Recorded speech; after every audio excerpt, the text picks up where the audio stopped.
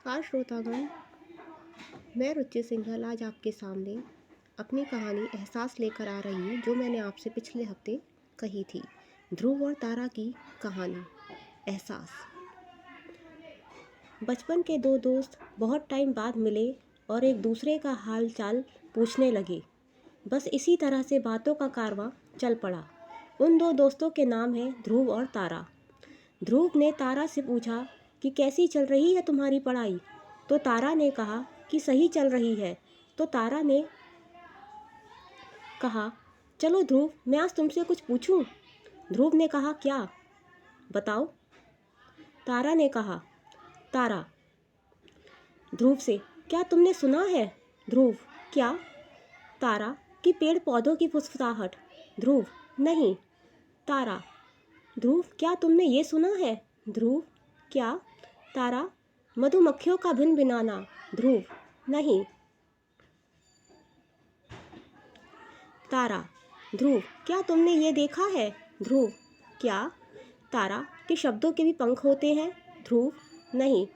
तारा ध्रुव, क्या तुमने ये देखा है? ध्रुव, क्या? तारा कि नदियों को गाते हुए। ध्रुव, नहीं। तो ध्रुव ने बड़ी बड़ी आंखें करके पूछा कि तुम कहना क्या चाहती हो तारा? तो तारा ने कहा, मैं तो बस इतना कहना चाहती हूँ कि समय की सदी से परे कुछ भी नहीं है तो बस एक एहसास और कुछ भी नहीं, जो लोगों को एक दूसरे के साथ आगे लेकर जाते हैं। बस ये सुनकर ध्रुव ने तारा से कहा, वाकई में एहसास से बढ़कर कुछ भी नहीं। ध्रुव ने कहा, तुम्हें इतना सब कुछ कैसे पता तारा, और क्या छुपा रही हो तुम मुझसे अपने हाथों में? तो तारा बोली, कुछ भी नहीं। तो ध्रुव बोला कि इसका मतलब तुम मुझे भी नहीं बताओगी?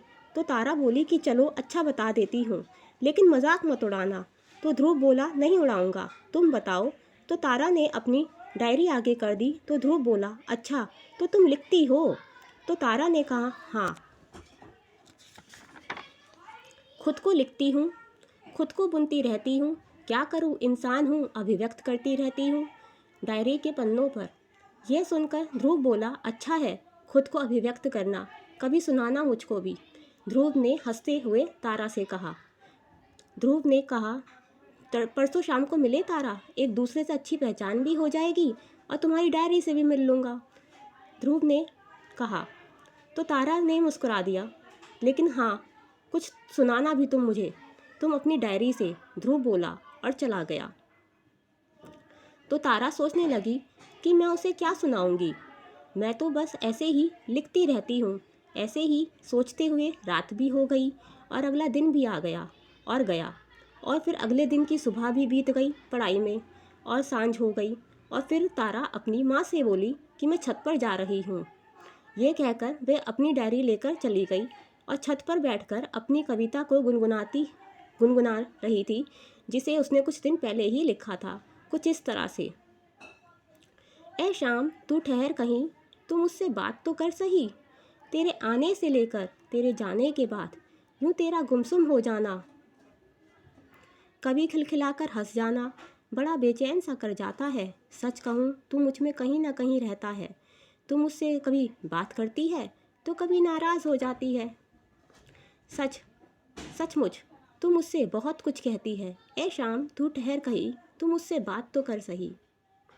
अगला भाग आपको अगले हफ्ते की कहानी में, कि क्या होता है आगे ध्रुव और तारा के बीच में एहसास के साथ। धन्यवाद।